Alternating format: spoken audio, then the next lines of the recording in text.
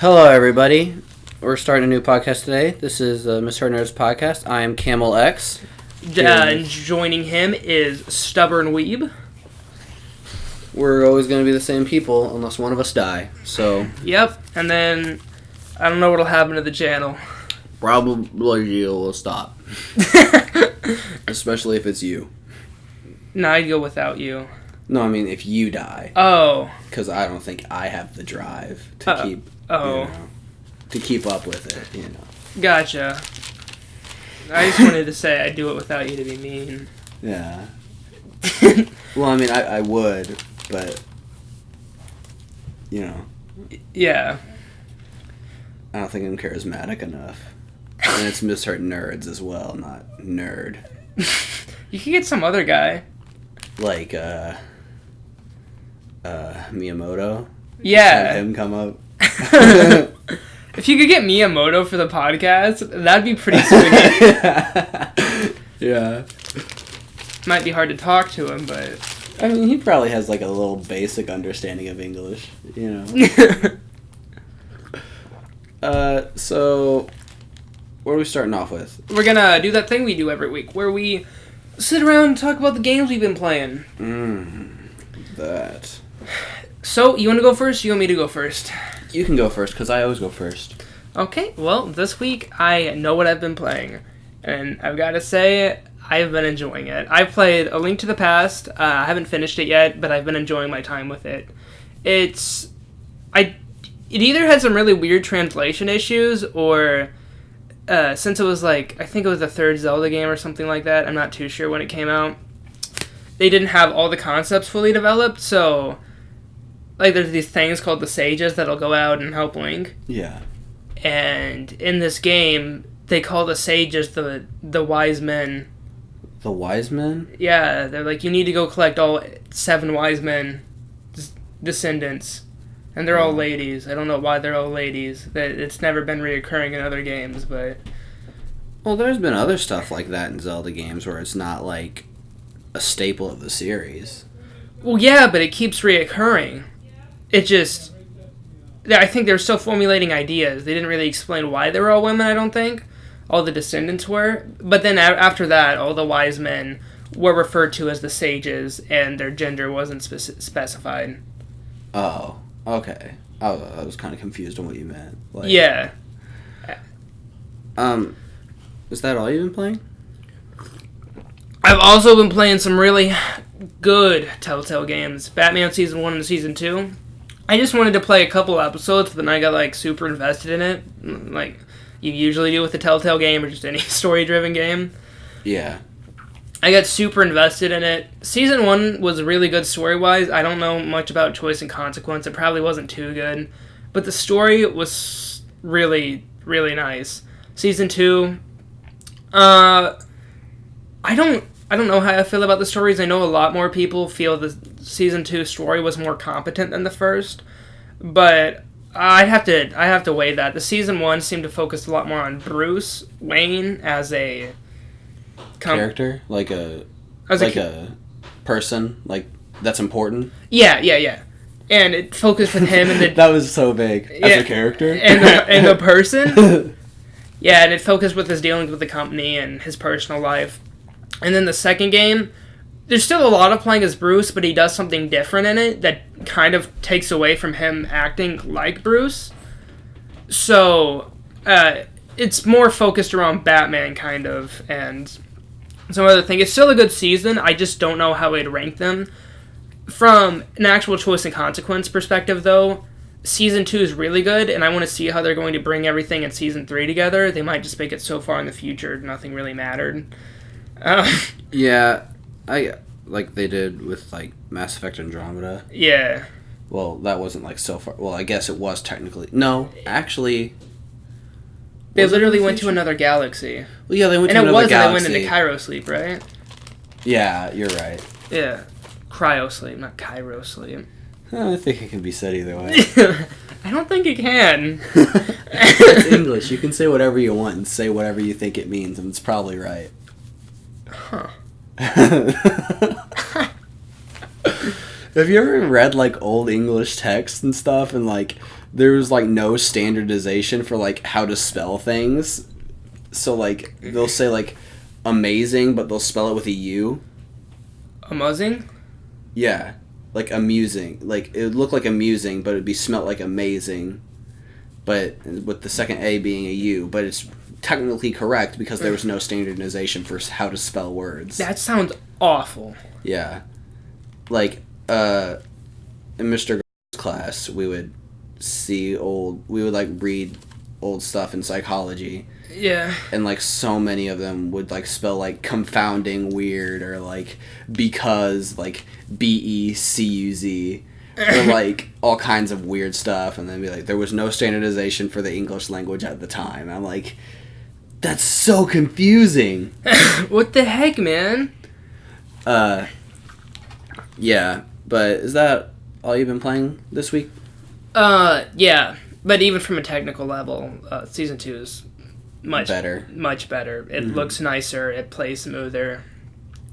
I played it on Switch, and it was kind of cool because if you undocked it, you could use regular controls or mobile touchscreen controls. I don't know who would use mobile touchscreen controls if they had the option. But you could. Didn't they release a lot of Telltale games on mobile? They did. Most of them are on mobile. That's so weird. Yeah. Think about that. It's really cool, though. Yeah.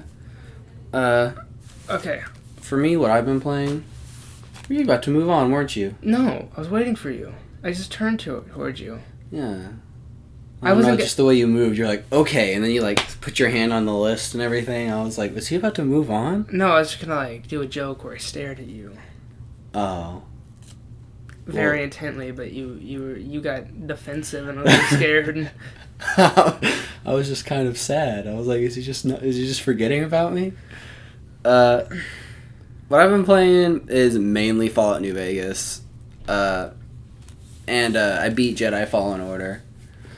Other than that, I really haven't been playing too many other things. I've been playing Sea of Thieves here and there. But I only really like to play that game if I'm with friends and no one's really been on recently.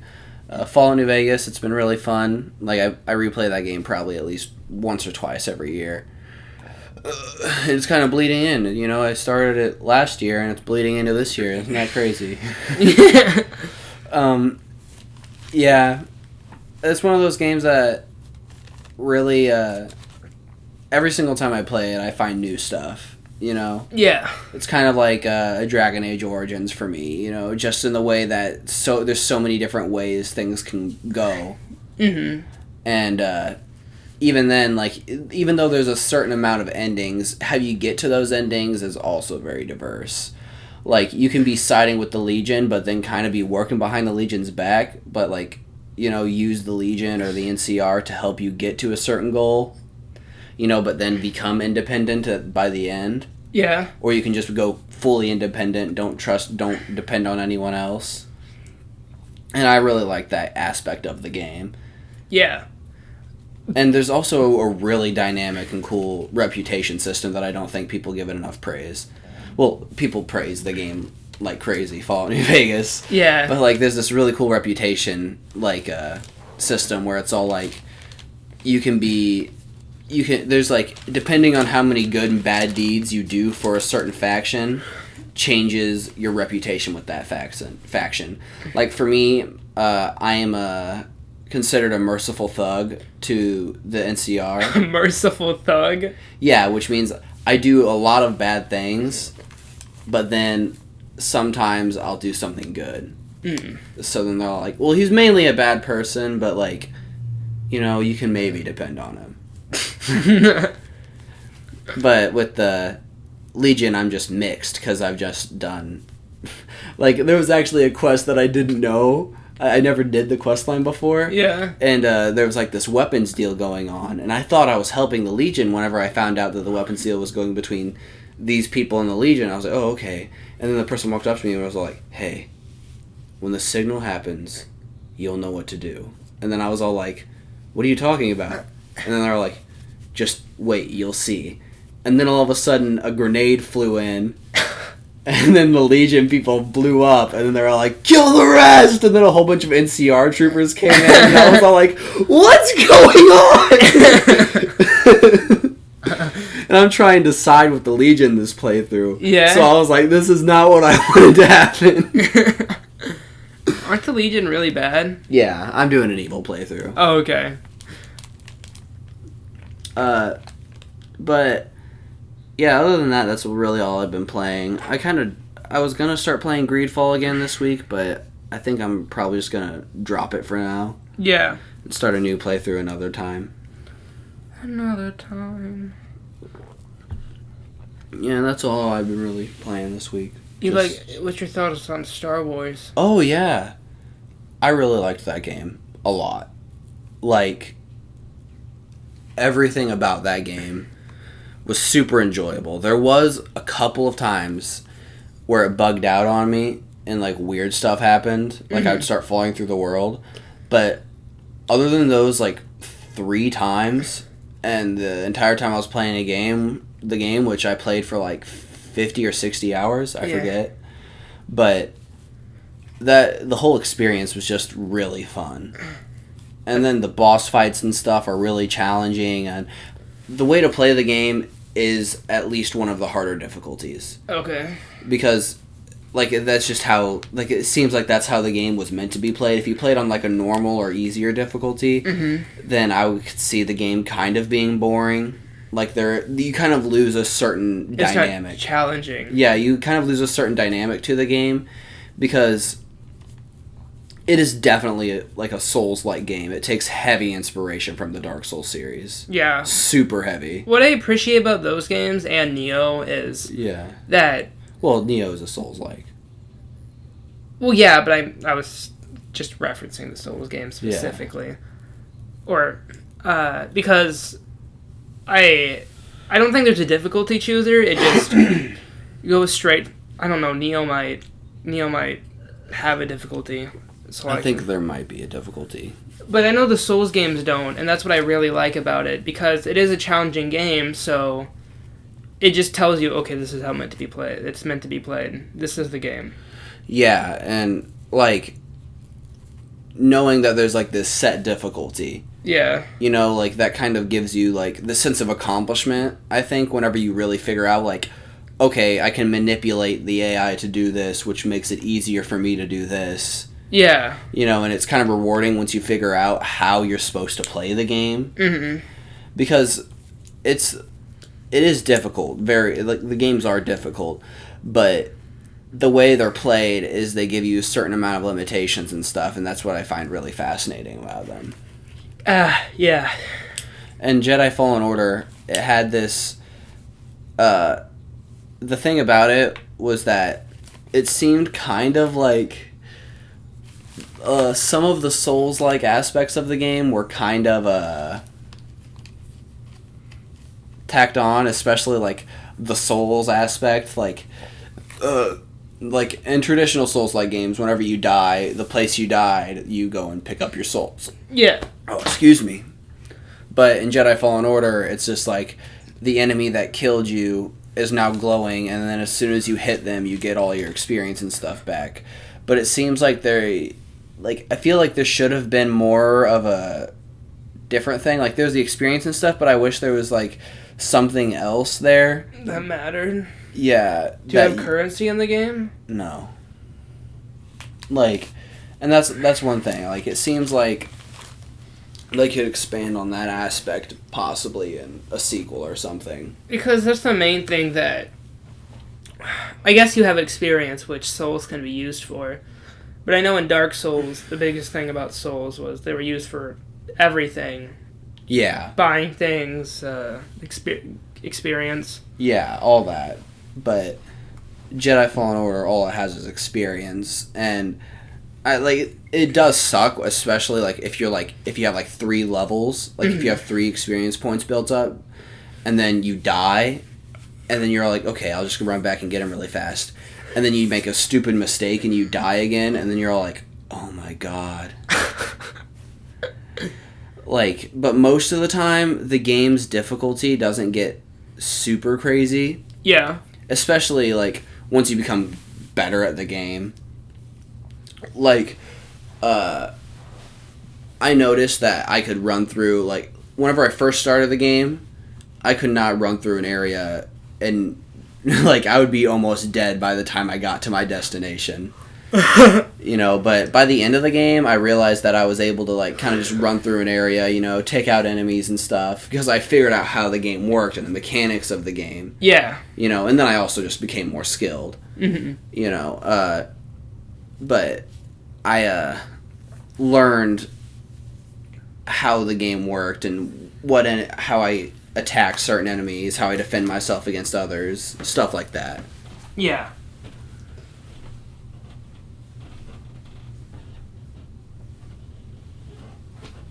I want to make sure the recording was going.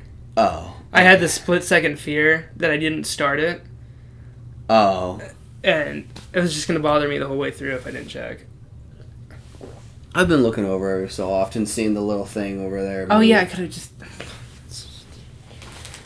Okay, so, you ready to move on, or...? Yeah, we can go ahead and start moving on. Okay, so this actual podcast, what we're going to be focusing on is... well, the title will probably explain it, but I'm going to do it anyway. We're going to be talking about just what we're excited for this year. And gaming. We focus mainly on games, but we won't really touch on this, so I'll say it now. I think me and Austin both are really excited for the new consoles. Oh, yeah. I'm afraid I won't have enough money to get one. But, yeah, we're both very excited. Just to see where gaming goes. Yeah. The one thing about the consoles that's the only thing that I'm really worried about the consoles is going to be the price tag. Yeah. Because, like, they seem like they're going to be pretty beefy. Yeah. Like, at least a mid-tier PC beefy. Yeah. And, you know, a mid-tier PC, you know, is pretty beefy. You know, you can spend, like, $1,200 just to have a pretty okay PC. Yeah.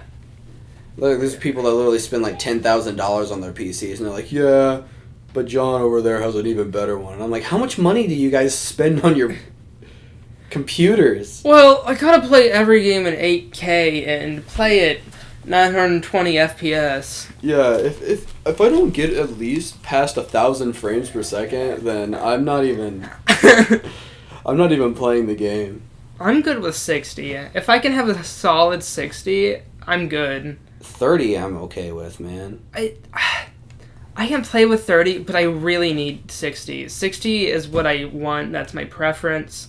Well, yeah, 60 gives you, like, a fluid type of thing going, but, like, I guess it's usually the types of games I play that I don't really need 60 frames for, you know? It's just those RPGs and stuff. Yeah, I play a lot of action games. Yeah. Like if I'm playing Skyrim or just Fallout, The Witcher.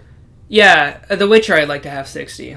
Yeah, I mean, but you don't particularly need it because it's not like super fast paced, like you need to always be on your toes type of action. No, but it also has to do with how the world looks. For most any game in first person, it doesn't necessarily bother me unless it's an FPS. But even then, I can still play it at 30. What really bothers me is third person games. I need 60 for. That's weird because I think it would be the other way for me. Because, like, a first-person game, you're, like, in the viewpoint of someone, so it would make more sense for me to see things in a more fluid motion.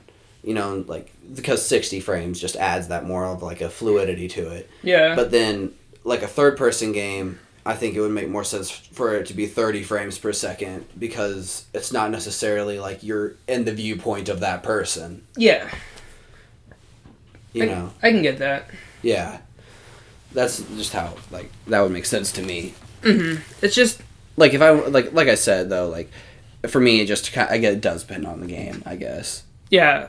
Some games just don't bother me, other games do. Kingdom Hearts 3, I would have really loved to play that game in 60 FPS. It's not? Not on base consoles. Really? Yeah. I think the Pro and X.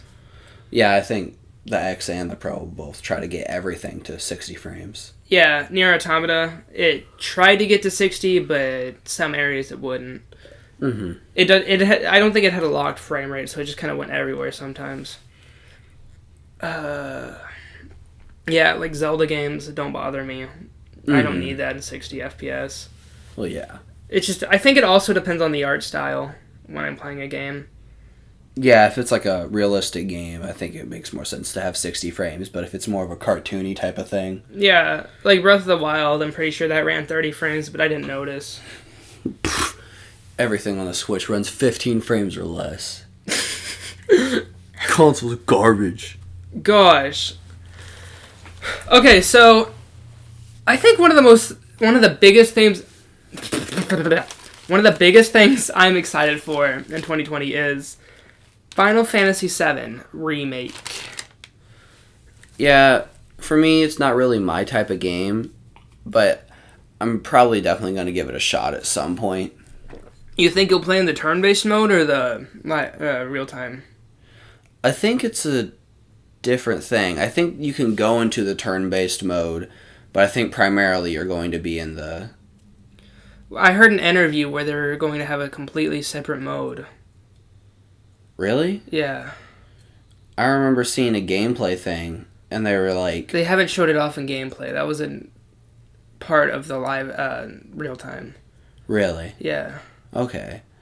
I must have been confused then, because I remember they said, like, during the gameplay thing, like, this is a callback to the people that like the turn-based stuff. You're going to be able to do special moves and stuff when this meter fills, and then it kind of, like, had the turn-based HUD. Yeah, we'll look it up after, but I'm pretty sure... don't take that with a grain of salt, but I'm pretty sure I heard it somewhere. I'll look it up after this. Yeah, I don't know. If I had a choice, though, I'd probably play in the real-time action. You would? Yeah, definitely. Okay. I definitely prefer it, so... Like, I don't know, it depends. Because sometimes I think a game... It depends on how the game plays, I guess. Yeah. And if, like, it gives me a certain type of feel, then I would probably want to play in the turn-based mode. But if it doesn't give me the certain type of vibe that I look for whenever I'm playing a turn-based game, oh my gosh, then, oh my gosh, excuse me, I'm sorry, then I would probably just play in the real-time combat mode. Yeah, and it looks fun. Mm-hmm. There's been some weird complaints about the game, though. Like what? Like... Oh, was it that one character? They were all like, the girl? Tifa? Yeah, I've heard that people were complaining that she isn't, like, hot enough. Yeah, I mean, I thought she looked okay. I don't really understand why that's a complaint. No, and then a lot of people said her boobs are too small. Yeah, I remember, I think I remember seeing an interview where they're all like, we couldn't make her boobs any bigger because that would inhibit her combat effectiveness. Yeah, and that's such a weird, like, it's like, no, we wanted to, but it's from a purely, like, lore and technical standpoint, we could not make her breasts any larger.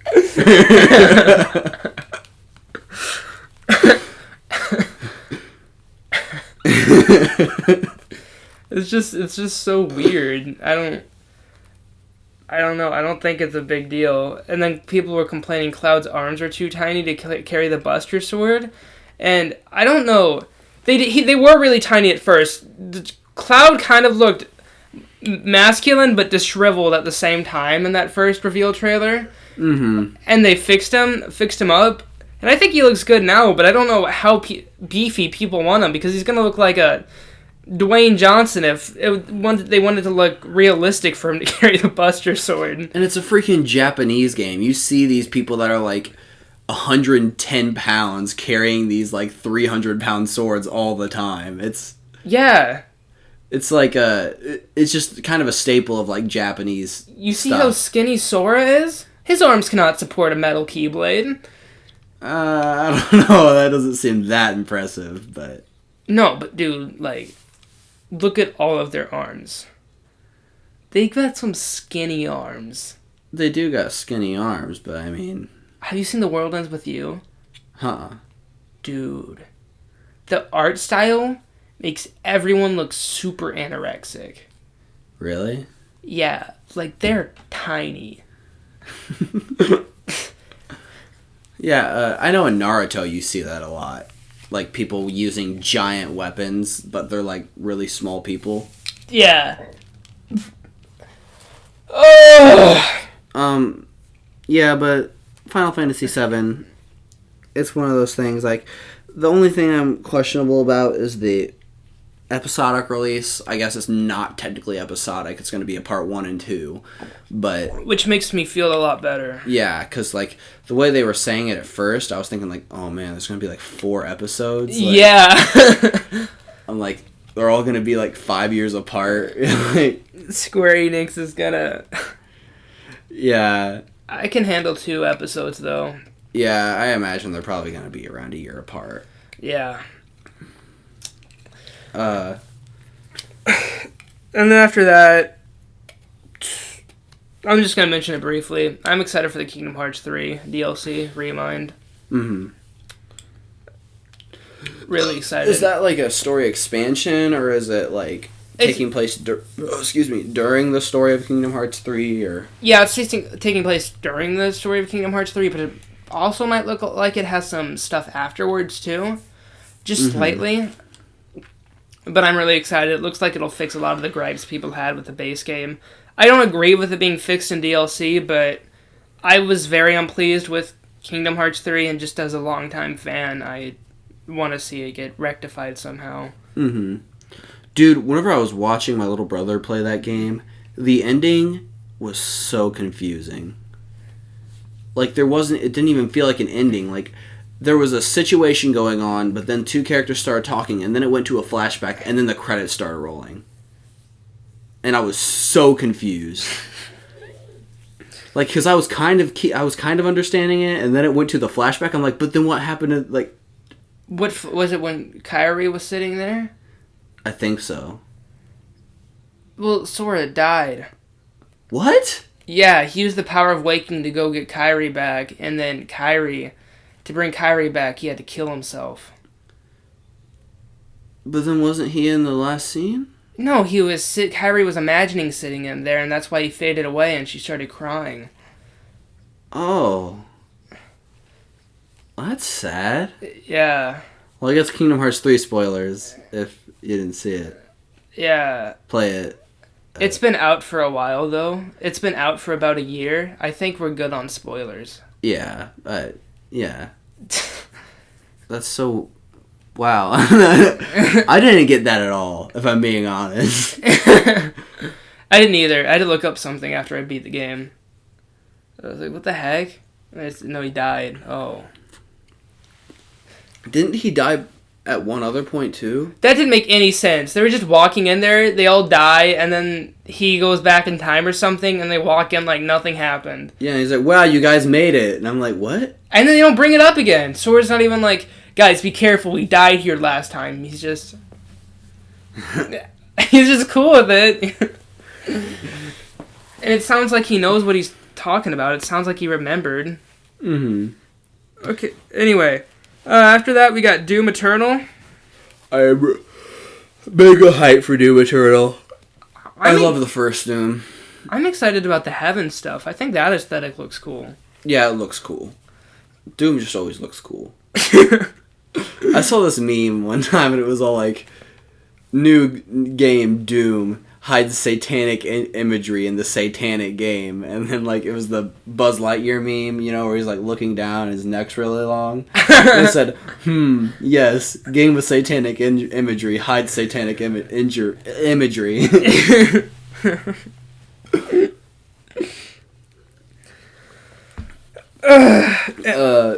Yeah, but I'm really excited for that game. I really like the first game, and the story was actually surprisingly pretty okay. There wasn't a lot of it, but what there was there, and then especially with like the lore stuff you could find, it actually was pretty interesting. And what? Doom. Oh, I zoned. I'm sorry. And what? I was listening that whole time, but when I came back, I was thinking back to Final Fantasy VII, and then I came back. Sorry. Yeah, but the lore and stuff in Doom is also really interesting. Yeah. I like it a lot. And then, like, there is, like, you can follow a story, kind of, if you go and look for it in the game. Mm-hmm. It's not right there in your face, and it does tell you what you need to know to follow it in the game. Yeah. But then there's, like, little nuances and stuff that you find in, like, audio logs and journals and all that. Gotcha. Persona 5 Royal. I'm excited for that. Looks pretty cool. I guess this is all you. I don't know anything about Persona. I know. I'll just bring it up. Animal Crossing New Horizons. I'm excited for that. I wasn't too huge on I was big into it for a while, but then after a while, when I just started grinding for bells, it got a little boring, which I think is kind of the point of the game, but there's something about Animal Crossing that I always want to go back to. I don't know what it is, because I halfway enjoy it, but halfway don't enjoy it. So, I don't know. I'll probably pick the new one up still. I used to have an Animal Crossing. I don't know what Animal Crossing it was, but I had it on my DS a long time ago. And I remember I used to play that thing all the time. I think it was... Never mind, I don't know what it was. But I remember whenever I had my DS, my parents had this rule that I couldn't take it anywhere with me. Isn't that the point of a DS? Yeah, but they're all like, no, you have to keep it home because someone will steal it if you take it anywhere. And you lost it anyway. No, we didn't lose it. I think it broke. Oh. Or we lost the charger. Like, my grandma had a charger for it, I think. And then... Oh. She lost it, I guess. Did you enjoy your time with the DS? Yeah, I had it for like 5 years. Yeah. Oh, it was pretty cool. But I didn't get any of the good games for DS. The Animal Crossing, I guess, would be the only conventional, like... You had the Mario game, too. What Mario game? You had New Super Mario Bros. Oh, yeah, I did. But other than that, that's it. What other games did you get? Was it like really like weird? Those like weird mini games. Like I had an iCarly game on there. Like I had a game like called like the Squibbles or something. And it was all like a whole bunch of really weird mini games about like torturing these creatures. What It the was heck? really weird. Was it kind of like Swarm but not as good? No, not at all. It was mini games. Swarm, like there was like levels and stuff. Oh. So And, you just like, torture the creatures in different mini games. Yeah, like there was like, and like there was these monsters. I think you were like playing as the monsters, trying to, like cook them and stuff. Because I remember there was like a meat grinder one. And like you would put them, they were alive, and you'd put them in the meat grinder, and who could ever like grind them up the fastest and like cut them up and then feed them to the monsters was the winner. Was it fun? No. None of it worked. You just messed up? Yeah. I remember the iCarly game was absolutely terrible. Like you were like a new cast member to the iCarly. I remember seeing ads for that! It was so bad. I remember they were hyping it up. Like, you get to be your own iCarly cast member. Join iCarly! It was the worst. And like you had your own room and stuff, but like In nothing. her house? I don't know. I think you had your own apartment. It's a little strange. But like you could decorate it and stuff, but everything looked so ugly. And then I think I had like a wedding game. Like you could plan your own wedding. Did you plan yours? I think I did one time. Was it good? No. I keep asking you if they were good. I know the answer, but I had some odd DS games too. I had Superhero Squad from Marvel Superhero Squad. I had that game too. Did you? Yeah. Did we play it together? I think we might have. Maybe. Link. Like, yeah. That was the coolest thing about the DS. I remember sitting with people and I never did. Oh, Because I couldn't bring my DS anywhere because it'd be stolen. I just remember I'd go places and I'd meet a new friend and they'd say, "Do you have a DS?" "Yeah, man, I have a DS." And then we'd sit down and...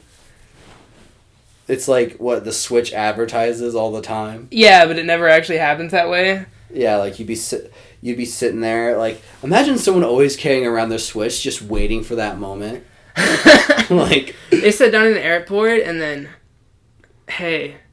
Do you have a Switch?" And they're all like, "What?" Here's my Joy-Con. Like, what is this? We're playing Mario Party.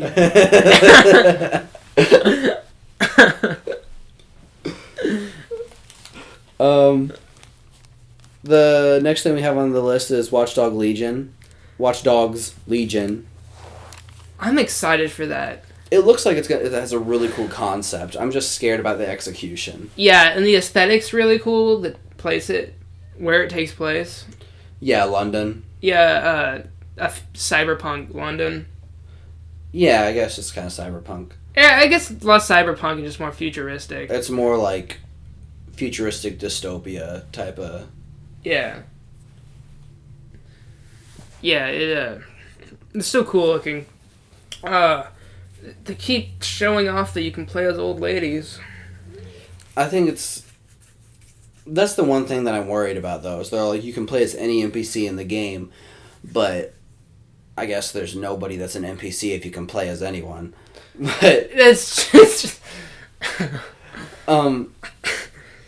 the thing that I'm kind of worried about, though, is that they're going to be all like, these characters are going to have the same voice actor, 8 of the people that you're playing as, and they're all going to say exactly the same things, and they're going to play exactly the same way. Did they say that? No, that's what I'm worried about. Okay. And I feel like that's probably going to happen. I thought that was really weird marketing speech, but...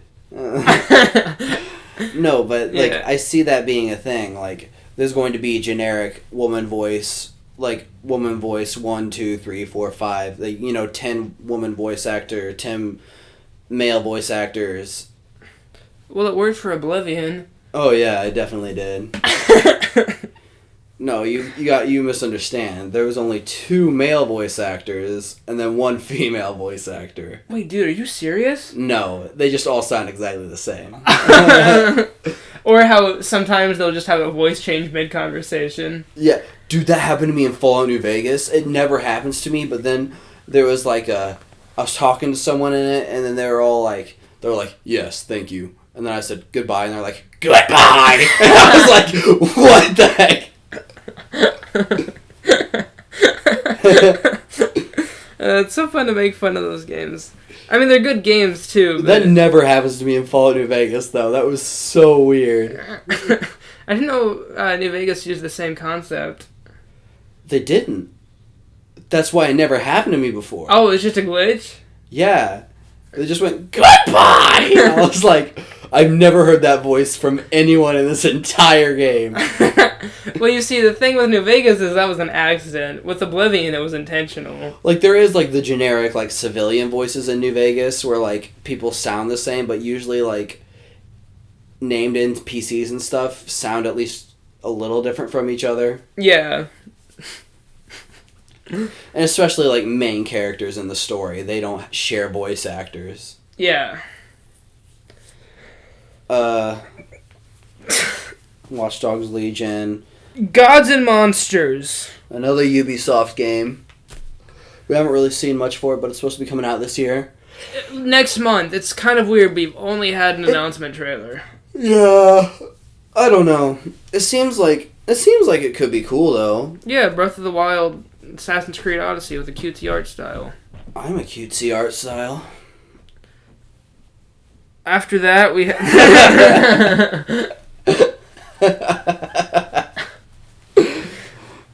yeah, there isn't much to say on that. We don't really know anything. No. We have Dreams. We've talked about it before here. So we're never going to talk about it again. After that, we Dreams. I think it looks cool. No. We're never talking about it again. Okay, we'll check it out. Oh, this is the joke. You can. I can talk about it. That was a question. Yeah, that sounded like a statement. I can talk about it.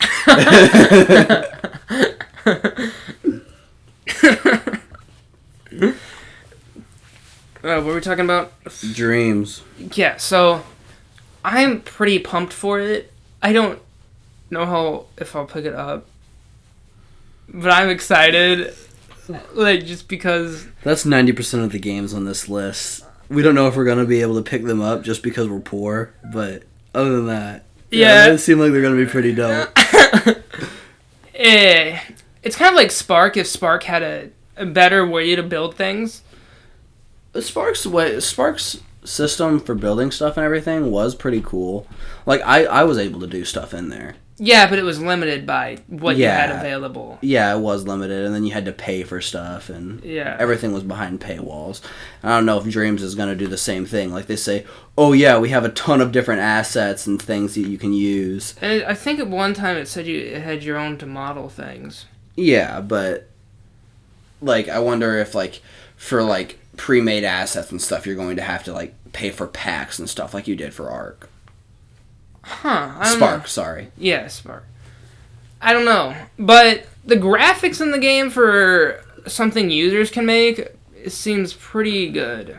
And the variety of games you can make, too. There was a realistic future racing simulator. There was some platformers with some nice graphics. There was a lot of things. Yeah. Oh, excuse me. It definitely seems like the best of its kind when it's going to come out. Iron Man VR, what's that? You haven't seen anything on that? No. It looks pretty cool. People are excited for it. It'll definitely be better than that free Spider-Man Homecoming. There was also an Iron Man one. Was there? Yeah, and it wasn't good. Oh. Well, I think the Iron Man one's only coming... It might be coming to PlayStation VR. I don't know. I know it's coming to Steam, though. Yeah. After that, we have Resident Evil 3 Nemesis. I'm excited. The remake. Yeah, the remake, not the not PS1. The OG, yeah. That'd be kind of cool, though. No. Yeah, it would. That'd be dope.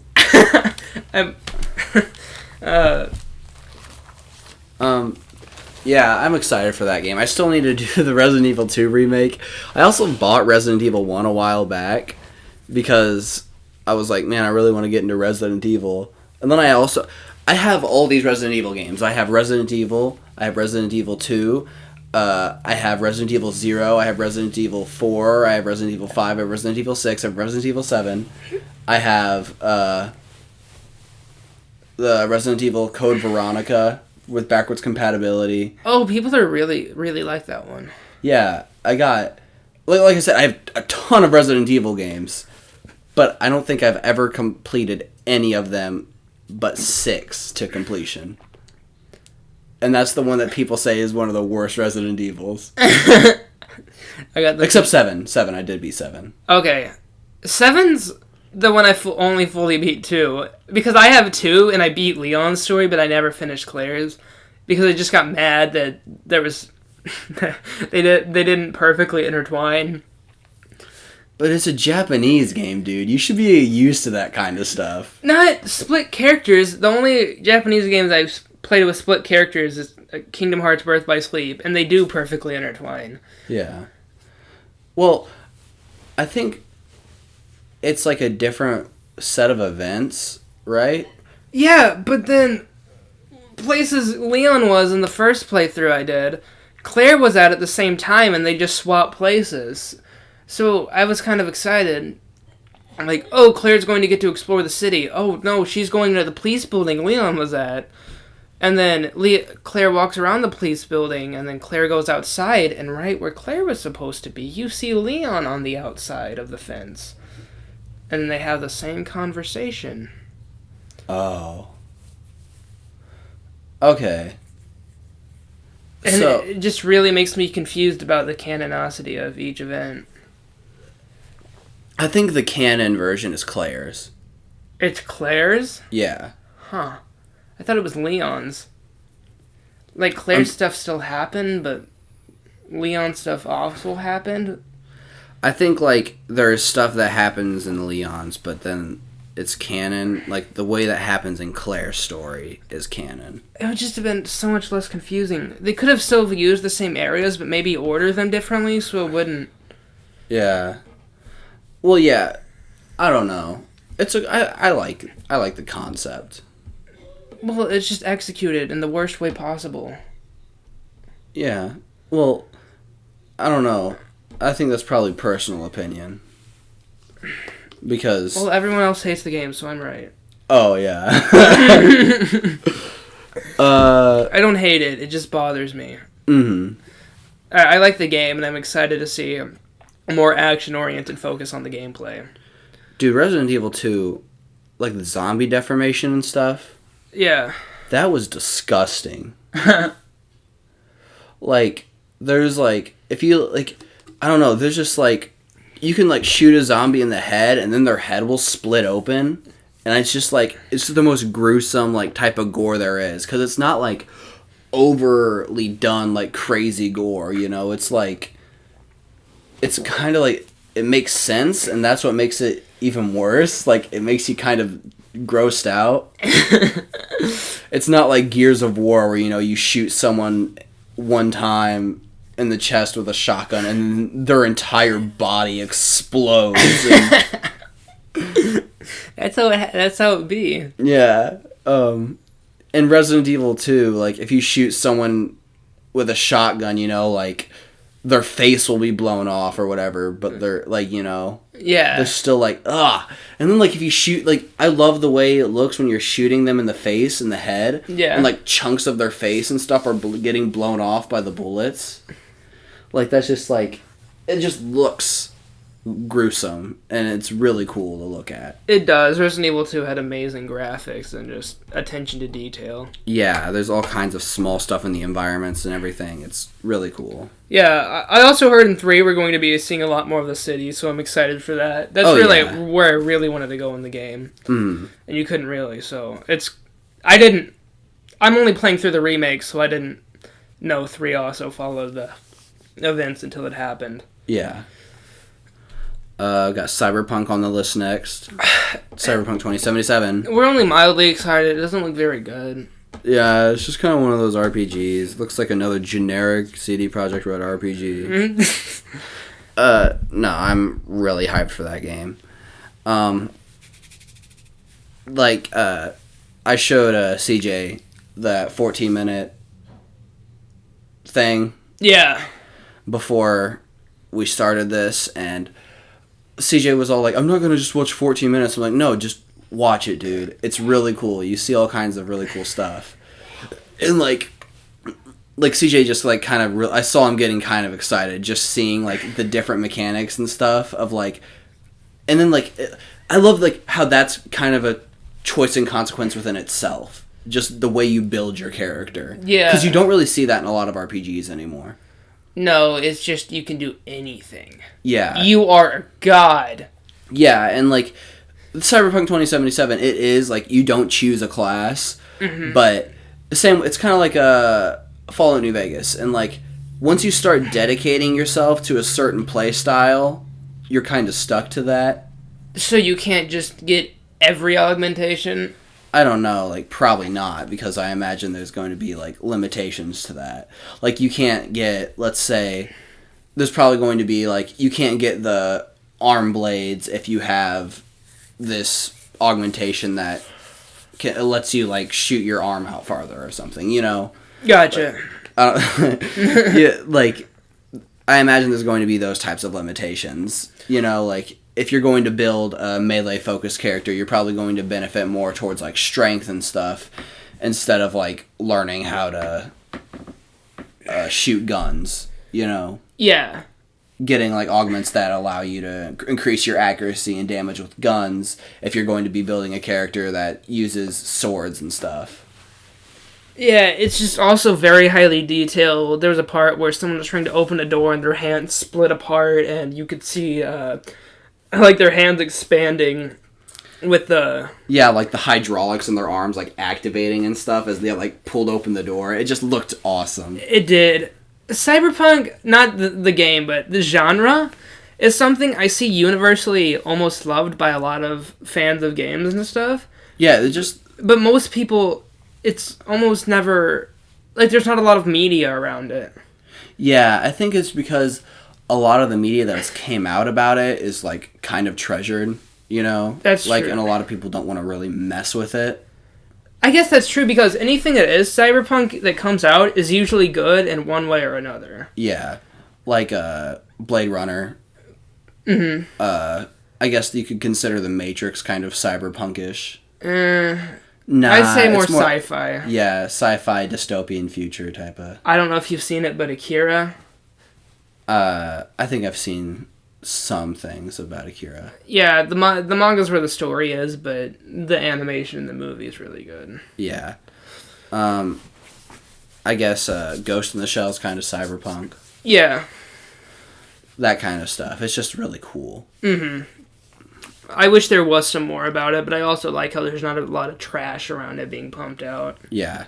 And I don't think Cyberpunk 2077 is going to be considered trash by any means. No, it looks very good. But the only thing that I'm concerned about is that, that people's expectations are a little bit too high for it. Yeah, because I've noticed that CD Projekt Red, especially recently, has been like, hey, it's going to be a bit shorter than The Witcher. The world's not going to be as big.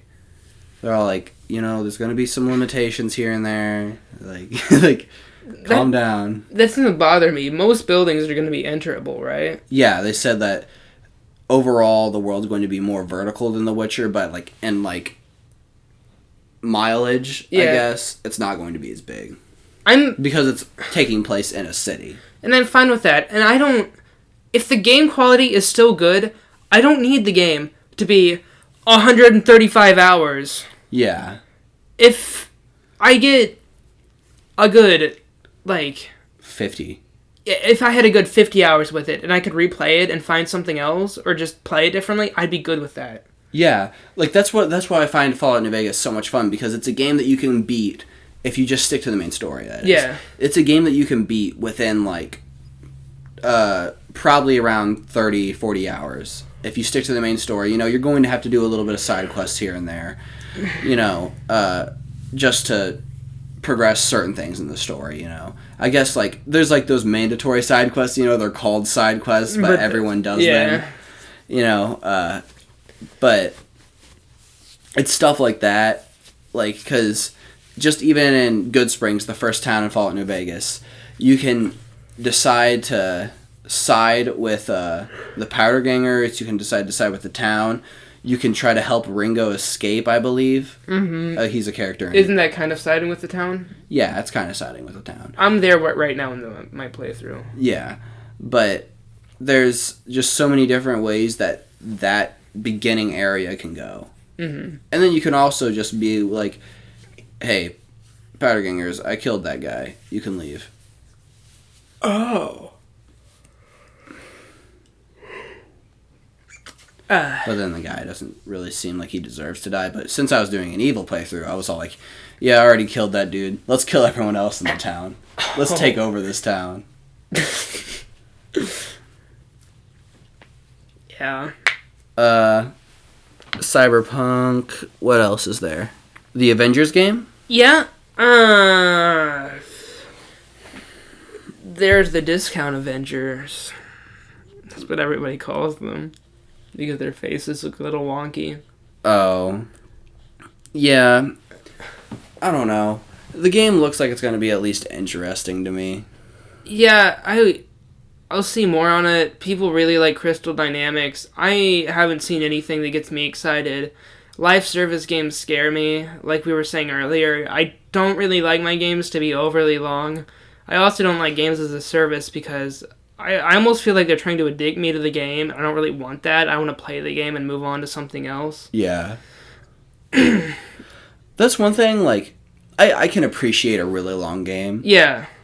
But it's, one of those things where it's, for me, I can't it has to be like one of those games that I can hop on with a friend or something. Like, if it's a game that I'm playing by myself, I really can't get into those types of games where it's just like, oh, yeah, you've beat the game and you've played 100 hours, but now we're going to add a new expansion that's going to add 100 more hours. And I can see people really enjoying that. Yeah. Because then instead of them going like, oh man, now I beat this game, now I have to think and try to get a new game that I don't even know if I'm going to like. But if they buy this game and they're like, man, I already like this game, I know I like it. Yeah. And then they just keep releasing expansions, they're going to be like, well, I can just spend my money on the expansion instead of worrying about buying a whole new game that I don't even know if I'm going to like. Yeah. That's true. And for some people, it's just personally not for me. And now, there are some games where I love expansions. If I got really into the game, I'll take the expansion. Yeah, like, for me, I would love for there to be an expansion of Red Dead Redemption 2. Yeah. But with the way the online's going and stuff, I doubt there's going to be. Yeah, which is sad that Rockstar just kind of abandoned the... Yeah, I'm sad about that. And then they also kept swearing that there was going to be single-player DLC for... GTA 5. Yeah, GTA 5, but it just never happened. Yeah. Yeah, I guess my feelings about it are a little more complicated than I thought otherwise. For expansions and stuff, but I don't know. I have complicated feelings about it. Yeah. I overall, I like my games to be shorter. Like, Kingdom Hearts 3, I guess, is a good example of a game with an expansion. I semi-enjoyed the base game, but there's another about 10-hour expansion coming out for it, probably. So, how long is the game overall? Like, 30 hours, you'd say? My playthrough clocked in at about 35. Yeah. I didn't do all the gummy ship stuff and anything, though. They didn't have critical mode, and I wanted to play through it with that. Yeah. But now they're releasing a new mode called Black Code mode, so I was like, oh, I guess I'll just wait for that. Oh, like, what's that going to be? I don't know. It's going to be in the DLC. Oh. Like, they haven't said anything about what it is? They're just saying, yeah, it's a new mode. They said it's a new difficulty setting, but I don't know what it is. No other Kingdom Hearts game has had it. Huh. What if it makes the game like Dark Souls? like the game completely changes, like the gameplay and everything. It plays like a Dark Souls game. Sora gets an actual sword. Yeah. That's all we really want to say about Avengers is the graphics look pretty when there's explosions. Yeah. What's the next game on the list here? Babylon's Fall. That's that really cool Platinum game we talked about before. Yeah, it looks cool. It has this cool city on the side of a mountain. Gameplay looks nice. You got this backpack with a bunch of... light tentacles. Yeah, and it can rip apart enemy swords and stuff, I think. Yeah, I think you have swords coming out your back as well. Yeah, it's kind of like the Armiger in Final Fantasy 15, but the game's probably going to be better than Final Fantasy 15. I know it's not. I'm going to hurt myself. After that, we have Destroy All Humans remake. I'm kind of pumped for that. I really liked Destroy All Humans. Yeah, I remember playing that whenever I was a kid and enjoying it a lot. But then I remember, like, my dad started playing it, and then, like, he was like, Austin, you're not allowed to play the game anymore. I'm like, why? And he's like, there's stuff that I don't want you to see in the game. I'm like, I don't even play the game. I just go around and, like, on your save, and I just destroy stuff. And then he stole your shoes and said, do not undermine my authority, son. That didn't happen. It did. There was one time, though. We'll save that for another day. What? We'll save it for another day. Oh, okay.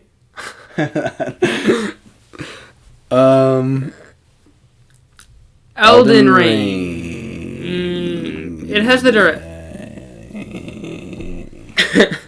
It's a game that has... It's a game that's being developed by From Software. It has the director behind the Dark Souls games, and it has George R.R. Martin, who wrote the Game of Thrones book. I think they're called Fire and Ice, the actual books are. Right? Yeah. Well, I think... Hey, can you stop that? Like, I didn't mean to do that. Okay, the mic's just gonna pick it up. Yeah. Yeah, I'm excited to see what that's about. I like the aesthetic of the Dark Souls games, and I do like the gameplay. The story's a bit iffy for me. Well, what story? Well, there are some story aspects. There's a story to the games, but you have to look for it really hard. Yeah. And that, for me, is the main turnoff for the main Dark Souls games. Yeah. Like, for me, I really like the gameplay and stuff, but gameplay is just one part of something for me. If I can't get invested in something through a story, or if there's no reason for me to keep going on something, if there isn't something pushing me forward, then I have a really hard time enjoying the game. Nah, man. Music, gameplay, and story and graphics. What was that list for? That was just things that a game needs to have well done for enjoy. I don't think it needs graphics. It has to have enjoyable graphics. It doesn't need to be super realistic, but I need to look at it and be visually appealed. I think I can overlook that a lot easier. Like, I don't know. I think KOTOR is visually appealing in an old way. I'm understanding the limitations, but... No, like, I've played games that, like, conventionally that they're just not good graphics, you know? Like, what do you mean? I can't think of any, like, examples. I don't know, like, there's been those really iffy indie games that I've played, you know, that, like, the graphics aren't, like, good. No. Like, they're just okay. It needs to have some kind of cohesive style for me to enjoy it. Yeah. If it has if everything else outweighs that, then I'll be okay with it. But generally speaking, I need to have something pretty to look at, either realistic wise or stylistic wise. Yeah, I gotcha. Yeah.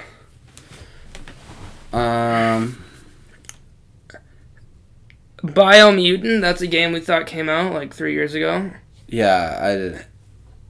Every so often, now that I think about it, every so often I just hear something about it, and I'm like, oh, that game's still being a thing. Yeah, I thought it was weird because I thought it came out, but I was about to say, no one talked about it. And I never did any research into it, but it's still being made. It's got the little animal guy, and he's got a sword. Well, you're supposed to be able to make your own. Yeah, you can make your own mutant. Yeah. Do they have guns and stuff, or is it all swords? I think there's little guns and stuff. Okay. Little raccoon guns. Raccoon over the hedge. Intense over the hedge. That's what this is. I remember that game. And the movie? Yeah, I remember. The only part I remember is when the turtle came out of the shell, and I got the idea that turtles could come out of their shells. Imagine how many children tried to rip turtles out of their shells after they saw that movie. Dude, I know. I kind of assumed so. I remember getting in a debate with you, and you said, no, turtles can't come out of their shells. And I really thought about how they looked. I was like, oh crap, they are connected to their shell. Yeah, if they get pulled out of the shell, they ain't gonna make it much longer. I don't know what I thought. They just find the shell in nature. They grow it. I remember you having a conversation with me. You're like, no, they just go find other dead turtle shells and they crawl into them when they're babies. I'm like, no. And they grow into it. Like, have you ever seen a baby turtle? You're like, yeah, they shed it and then they go find another shell. You gotta... The shell doesn't grow with them, Austin. You gotta... They're like hermit crabs. Yeah.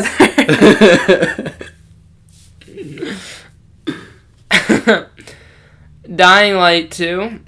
I'm really excited for that game. I've heard you don't need an understanding the first to play it. I imagine you probably don't. If they don't, then I might get into it. The choice and consequence seems pretty cool. How you build the city. Yeah, and I imagine that... And I remember them actually saying, like, the developers of Dying Light 2 have said that they're surprised that so many developers and stuff are still talking about making a bigger open world whenever they say, like, they should be more worried about making a denser world. And they should that be. Makes it feel more alive. And they should be. Going back to Cyberpunk, I think having a one-city place that's very diverse and interesting is better than having some sprawling open world. Yeah, and one thing about Cyberpunk that actually has me kind of excited is like that you kind of skipped over it in the video, but there's a part where they show like just the open world and then different sections of the open world and how it's going to be different depending where you are in the city. Like, what wise? Like, there's a city it was supposed to be, there's a part in the city, I forget what it's called, but it's meant to be a place where it was supposed to be like a high-end, like, resort type of place for, like, rich people in society, but then it just kind of fell apart. Yeah. And a whole bunch of criminals and poor people and stuff moved in there, and now it's kind of a slum. And there's like, you see, like, people being poor and stuff in that certain place in the city, and people being a lot more hostile. There's even the point where you're walking along, and you'll see like the like police. You see like the police like firing on a building and stuff, and then they're just like, oh, that kind of stuff just happens here all the time. That's nice. Yeah, but like I find it.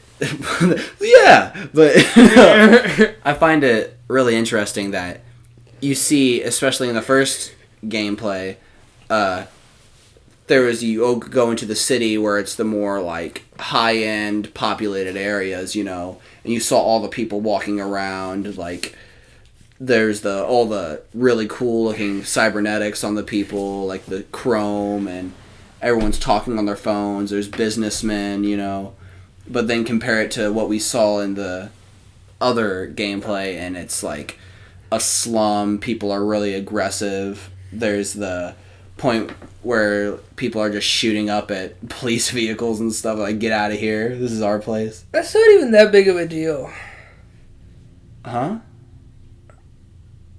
What? I mean, that's not even that big of a deal, like, just getting shot at. I think if you compare both areas, they're practically the same. Oh, yeah. Yeah, but I find that to be the most, interesting.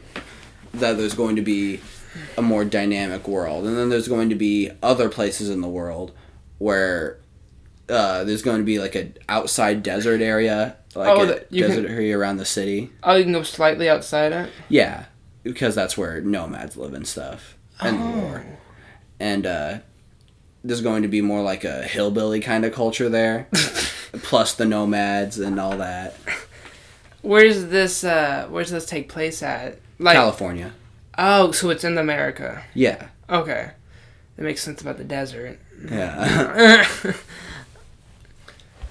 It's a coastal city in California. That's where Night City's located. It's a new city? Coastal city. It's a new city though.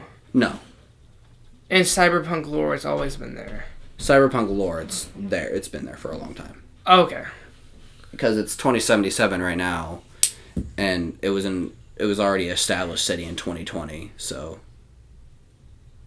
Okay, but it's fairly recent. It hasn't been around since America. Well, California hasn't been around since America's. No, I mean, like, since California's been there, it hasn't been an established city. Well, I don't know about that. What? The cyberpunk world is different, man. I know it's different, but are you saying it got established in 2020, or it's been around? No, it's been around before 2020. Okay, I'm sorry. That's what I said, and then you're like, oh, so it wasn't a thing? I'm like, what? Sorry about that. I'm really tired. Oh. It just hit me. I need water. A water? Don't do that. Yeah, swallowed my hair. Ghost of Tsushima. Was that a genuine thing? Yeah. You okay, dude? No, I think I had a stroke. I thought it was a joke, and then you said it went crap. Tsushima, yeah. It looks epic. Yeah, you're probably more knowledgeable of it than I am, right? Because I've only looked at it a little bit, like I saw just like a 30-second little gameplay clip.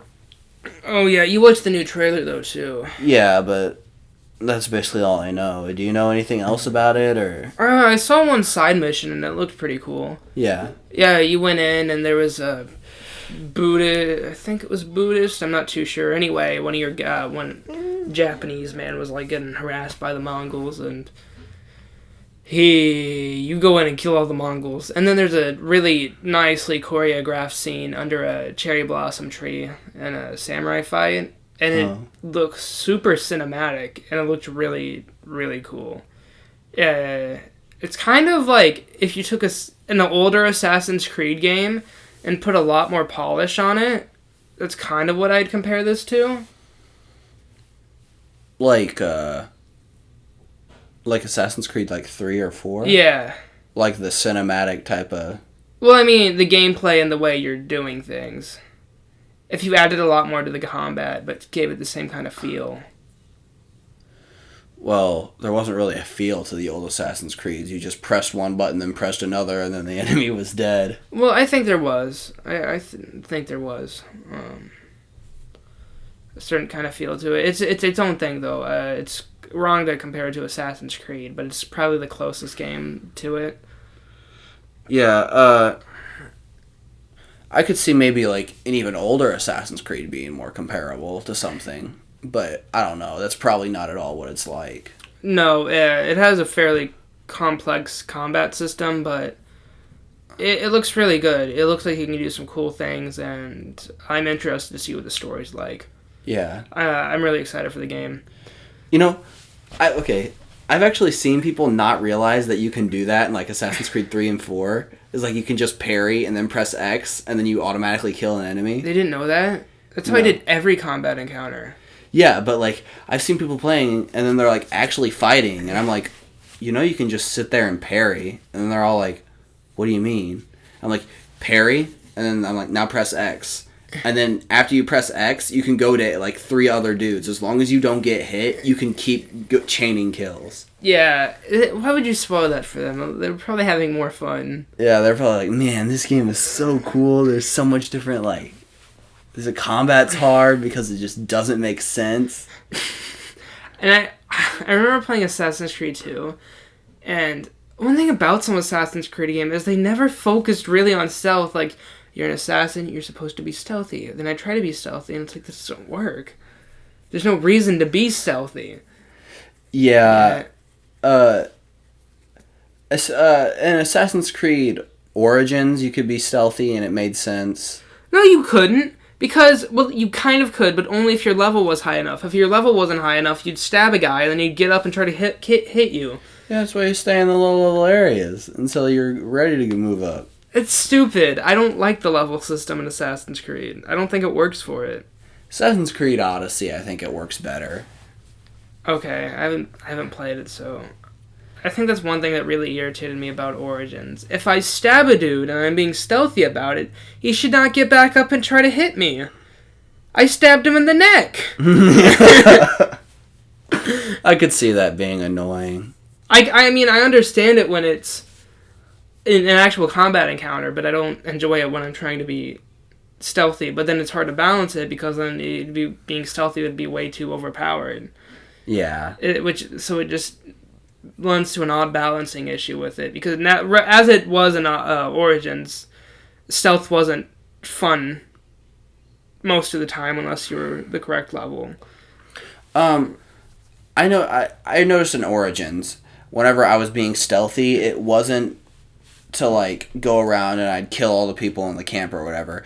It was usually whenever I was being stealthy in Origins or Odyssey, I would be okay, I'm going to be stealthy so I can take out this big guy or do a large portion of damage in stealth and then finish him off in combat.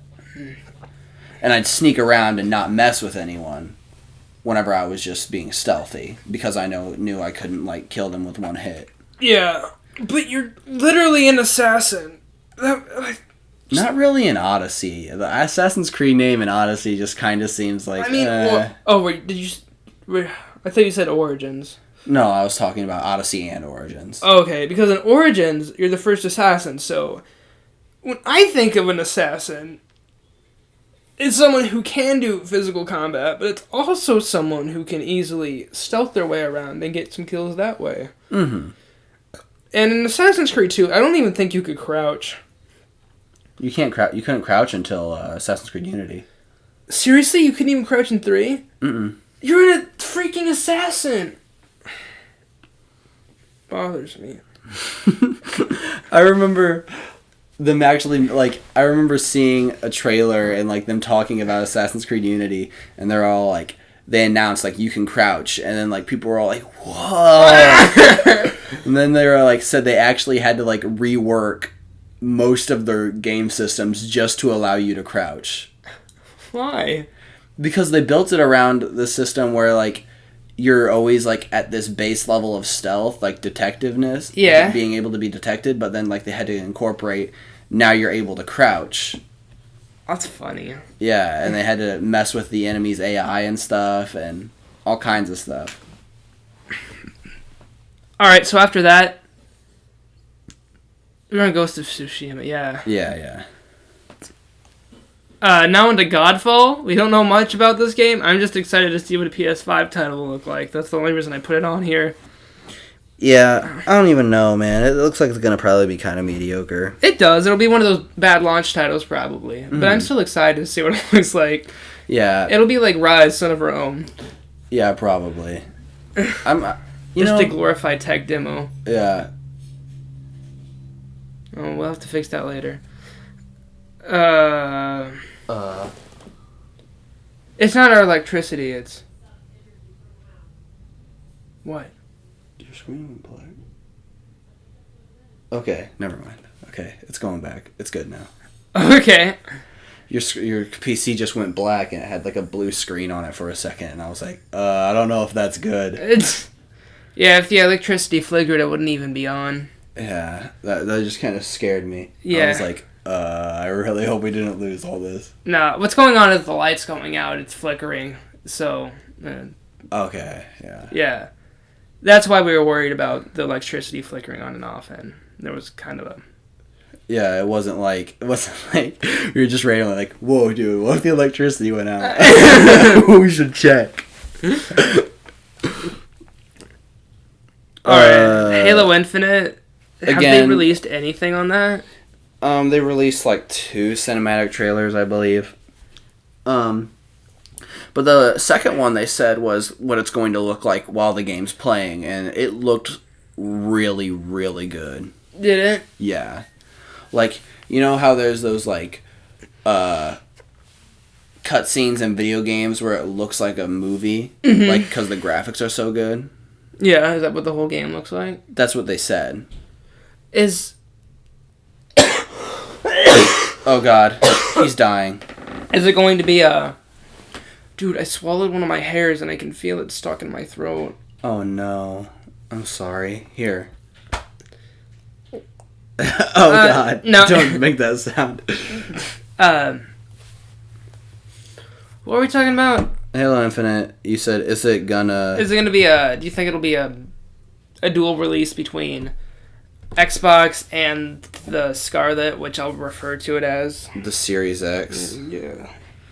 I think it's probably going to be a launch title for the Series X, and it's gonna be a Series X game. You don't think it'll be a dual release? Yeah, I think it's probably going to be a Series X game, just to say yeah, look, we got a new Halo game on the Series X, and it's really good looking. It's the graphics. There hasn't been a Halo game since Halo Wars 2, has there? No. No one talks about Halo Wars 2. I heard it was actually a pretty good game. Did people say the original was better, or...? No, they said the Halo Wars games are just both their own things. They're pretty good, people say. Cool. After that, we had the Lego Skywalker Saga, which has every movie, and it looks pretty bumpin'. I'm about it. I like Lego games. Yeah, they're a fun little thing to do. They make me go, woo! We might pick it up. That's all we have to say. You know what you're getting into with Lego. Yeah, pretty much. It's not like a compilation either. They're just going back through and redoing the movies. That's a complete just new game on its own. Yeah. Which is something we were confused about at first, just slightly. Yeah, I thought they might have been remaking the games or like remastering them. Yeah, and just compiling them all. Yeah, but it looks like it's a new game. Yeah. Minecraft Dungeons is gonna be coming out.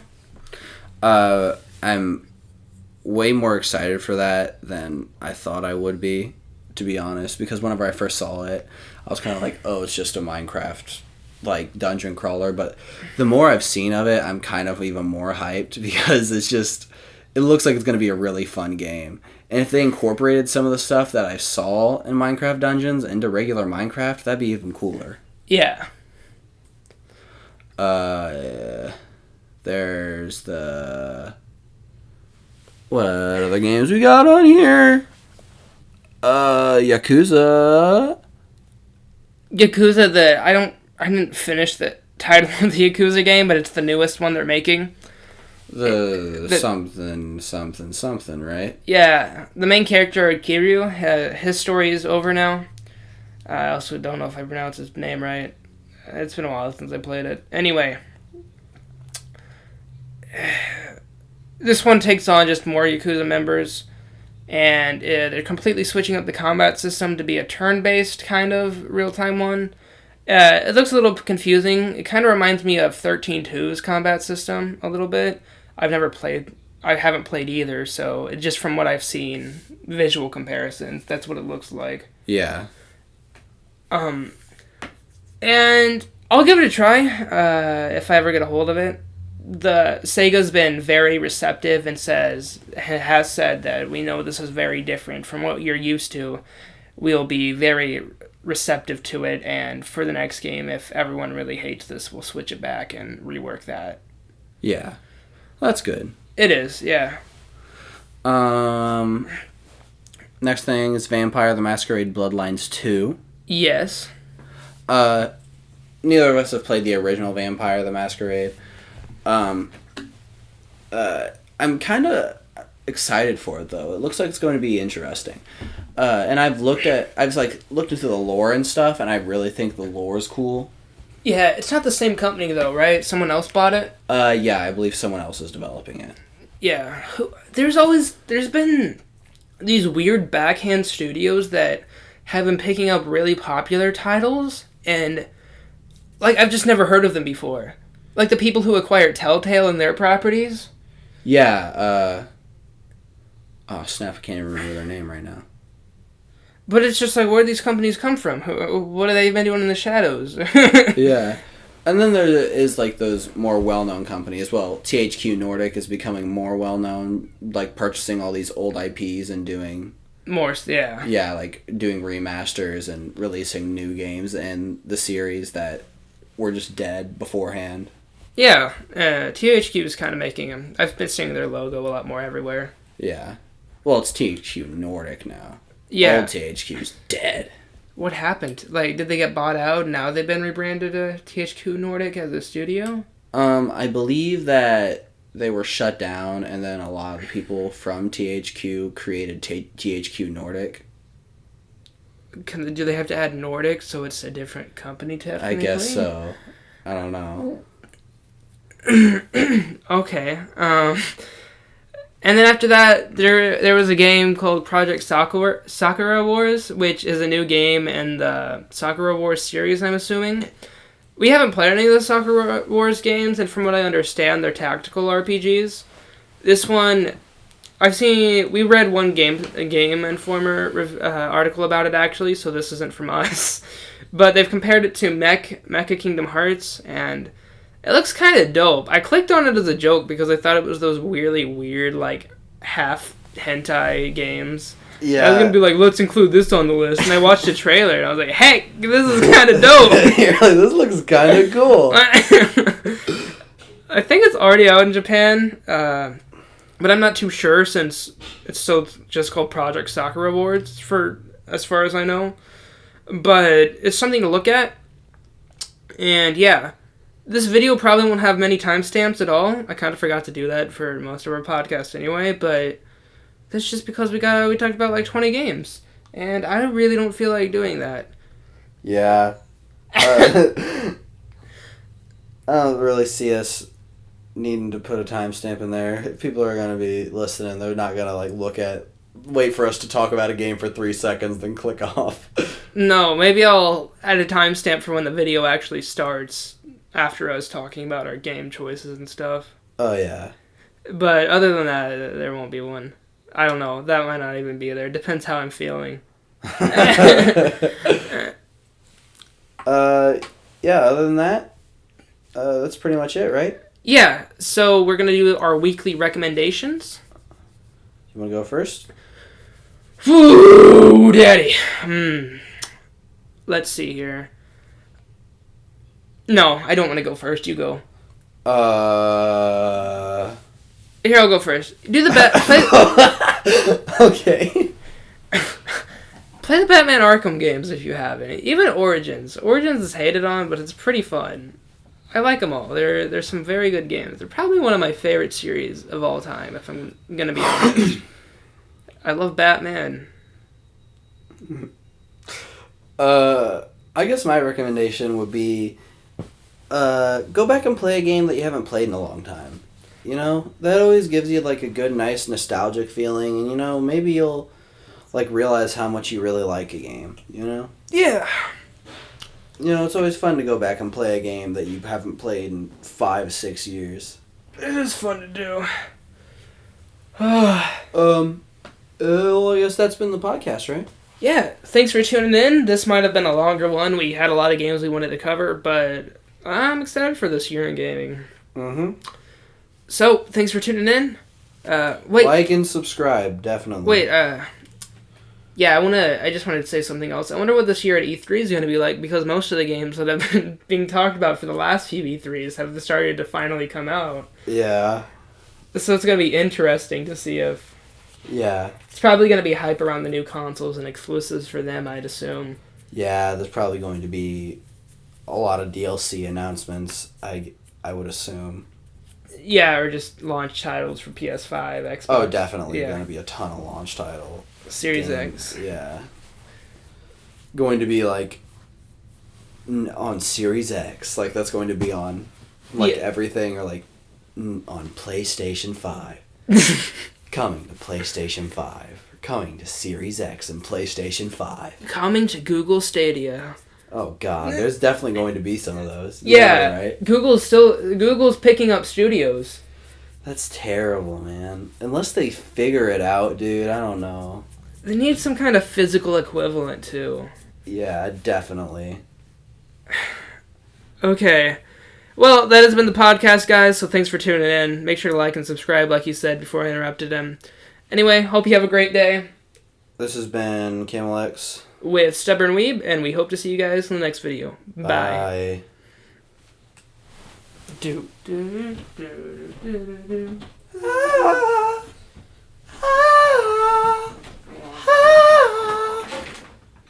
Oh, it's only an hour and a half.